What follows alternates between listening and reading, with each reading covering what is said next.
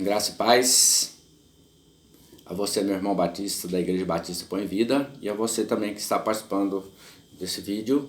Eu quero convidar você a estar junto comigo aqui nesses momentos, estudando um pouquinho da palavra do Senhor. Quero deixar um abraço a você e quero entender que você esteja bem aí, né? E que as muitas bênçãos do Senhor possam estar sobre a sua vida, tá bom? Vamos então pedir para que Deus possa nos conceder conhecimento, sabedoria, e que o Espírito Santo nos ajude para que possamos participar em ouvir a palavra e crescermos aí nessa porção. Nesse trimestre nós estamos estudando sobre as cartas de Paulo e hoje nós estaremos estudando sobre o livro de Gálatas, tá? E por que então o motivo da existência da escrita do livro de Gálatas? Paulo, nas suas viagens missionárias, então, ele ali na região que alcançava uma grande área ali da antiga Ásia, tá? Menor, na antiga Ásia Menor, hoje conhecida como, por exemplo, a parte ali da Turquia, Paulo, nas suas viagens missionárias, ele pregando o verdadeiro evangelho, a palavra de Deus, ele ganhou muitas vidas ali para o Senhor Jesus. Então, eles aprenderam ali o verdadeiro e puro evangelho.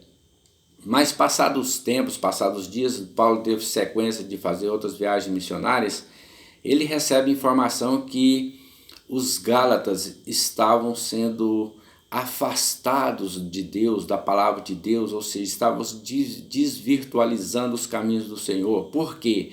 Porque havia infiltrado no meio deles ali falsos irmãos, falsos profetas, falsos cristãos, que estavam levando a eles um evangelho acrescido de legalismos, acrescido de doutrinas de homens. Então Paulo, muito preocupado, ele vai então escrever essa carta de Gálatas aos irmãos ali da galáxia. Então aqueles falsos profetas estavam questionando a veracidade do ministério apostólico de Paulo. Então aqui no começo da carta, Paulo vai fazer uma introdução sobre o seu ministério apostólico. Ele vai dizer o seguinte, versículo 1 ao 5, capítulo 1. Paulo, apóstolo, não da parte de homens, nem por intermédio de homem algum, mas por Jesus Cristo e por Deus Pai, que o restou dentre os mortos, e todos os irmãos meus companheiros, as igrejas da Galácia. Graças a vocês, outra paz da parte de Deus, nosso Pai, e do nosso Senhor Jesus Cristo, o qual se entregou a si mesmo pelos nossos pecados, para nos desarraigar deste mundo perverso, segundo a vontade de nosso Deus e Pai, a quem seja a glória pelos séculos dos séculos. Amém.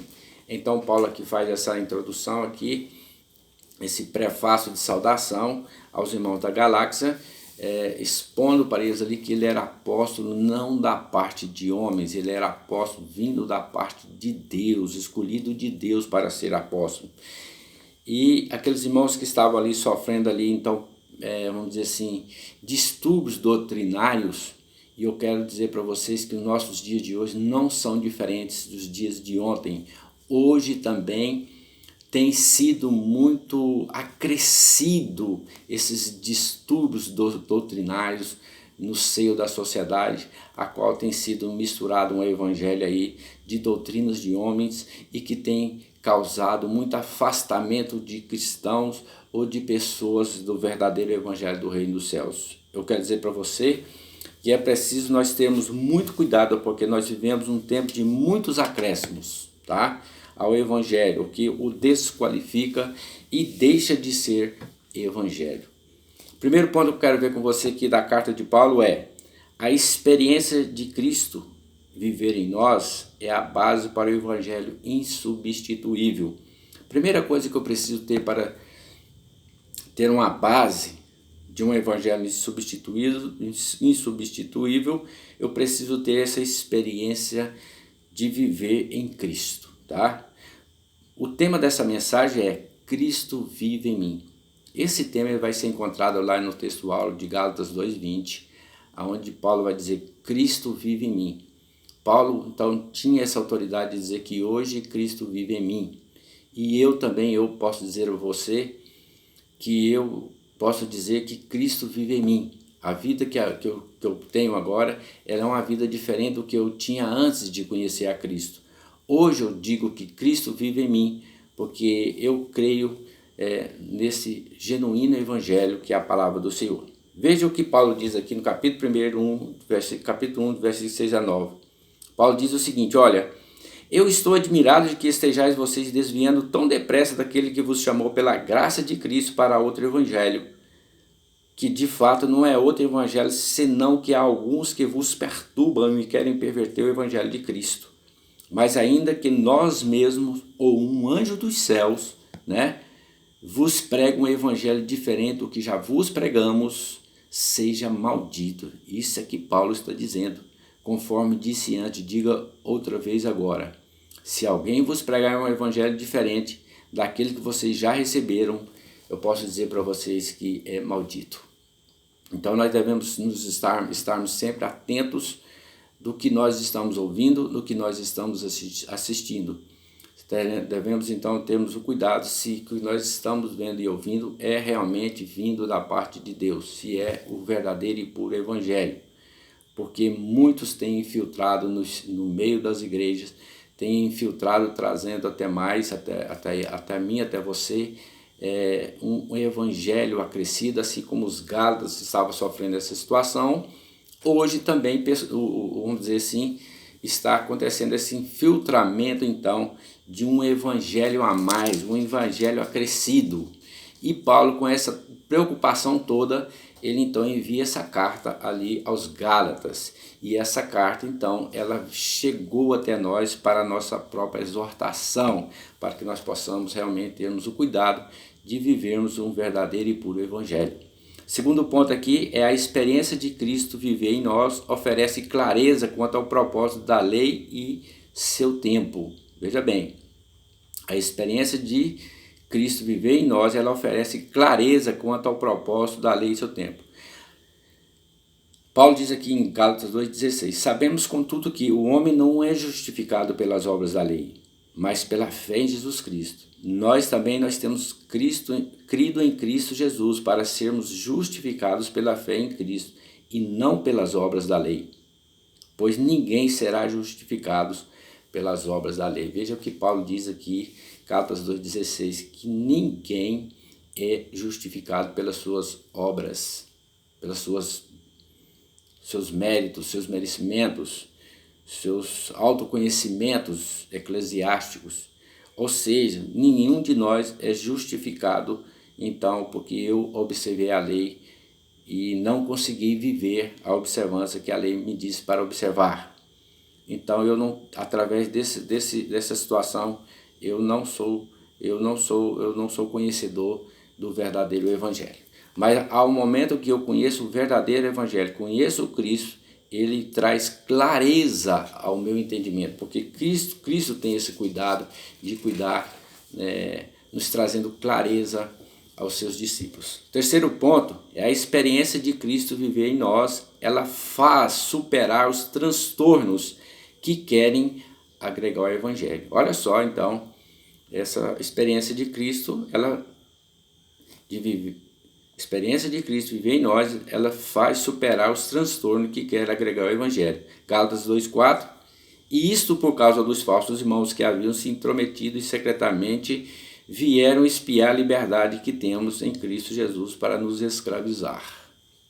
Nós precisamos entender que nós temos um inimigo, e esse inimigo, o papel dele é infiltrar em nosso meio, trazendo até nós distúrbios, doutrinas diferentes que possam nos causar confusões ou enganos e fazermos acreditar em uma falsa doutrina, e isso nos atrasa a nossa fé, nos afasta da presença do Senhor, da comunhão com Deus, e entristece muito o coração do Senhor.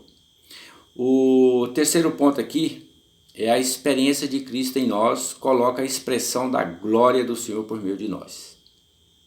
A glória não está em fazer, mas no que já foi feito. O que Jesus fez e de forma maravilhosa e perfeita por nós. Não a nós, mas ao nome do Senhor devemos dar graças e glórias. E o quarto ponto aqui é a experiência de Cristo viver em nós, ela desfaz toda a possibilidade de um evangelho transformado em pura religiosidade e legalismo. Gálatas 2:21 diz, assim cancelo a graça de Deus, pois se a justiça vem por meio da lei, então Cristo morreu inutilmente. Olha só o que Paulo diz aqui. Eu não cancelo a graça de Deus. A palavra de Deus diz que pela graça vocês sois salvos por meio da fé, e isso não vem de vós, é dom de Deus. Então, se eu sou salvo, você é salvo, e se vivemos hoje Cristo, nós temos uma experiência de Cristo, como diz Paulo aqui em Gálatas 2:20, ele diz que a vida que ele agora vive, né? Ele fala que agora, logo já não sou eu quem vive, mas é Cristo que vive em mim. E esse viver que agora eu tenho na carne, eu vivo pela fé no Filho de Deus, que me amou e a si mesmo se entregou por mim. Então agora a experiência que Paulo tem de vida é uma experiência com Cristo, porque antes Paulo vivia, era legalista, era fariseu dos fariseus, seguidor da lei. Mas agora Paulo está dizendo o seguinte, que eu não devo ser legalista, nem seguidor da lei. Eu devo viver em Cristo, pela fé, naquele que morreu ali na cruz e me libertou, me dando a oportunidade de viver nele, confiar nele sempre. Firmeza e determinação em não aniquilar a graça de Deus deva ser o entendimento e vida de quem foi salvo por Jesus. Aniquilar aqui é anular a graça. Não há possibilidade de transformar o evangelho em uma religiosidade e legalismo. Não há essa possibilidade. Voltando aos rudimentos da fé. Tem gente que não descarta totalmente a graça, mas quer colocá-la de lado. Querem diminuí-la. Os Gálatas estavam querendo anular a graça do Senhor, porque os falsos profetas estavam introduzindo isso no coração deles, que eles precisavam viver no legalismo.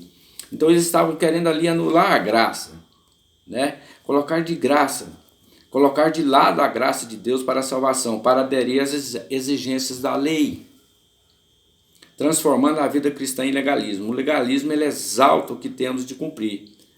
A graça exalta o que Cristo cumpriu por nós. Olha só, então, a grande diferença, que a graça exalta o que Cristo cumpriu por nós. A graça é o favor que não merecemos e que, em razão disso, não traz alegria de receber algo que tanto precisávamos, mas que não podíamos obter, alcançar e conquistar. Não podemos, portanto, anular essa graça bendita, porque assim fazendo seria como tornar a morte de Jesus inútil. Em vão. Absurdo que os gálatas estavam se iludindo. Quero dizer para vocês que a nossa maneira de viver precisa ser uma vida cristocêntrica. Cristo viveu em nós, aponta para uma vida motivada por Cristo, constrangida pelo seu amor, direcionada pelos seus ensinos.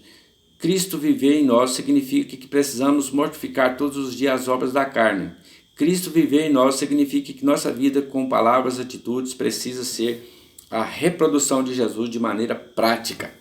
Não pode faltar o caráter claro de Jesus em nossa vida. O que fazer para que Cristo viva em mim? Primeiro, nós precisamos conhecer mais a palavra de Deus. Segundo, nós precisamos desenvolver uma vida de oração em nossas vidas. Terceiro, nós precisamos rejeitar todo tipo de proposta que contraria a ética do reino. Quarto, propõe ensinar com discipulada a essência do evangelho, sem acréscimos humanos ou religiosos. E quinto e último, nunca esqueça que o justo viverá pela fé.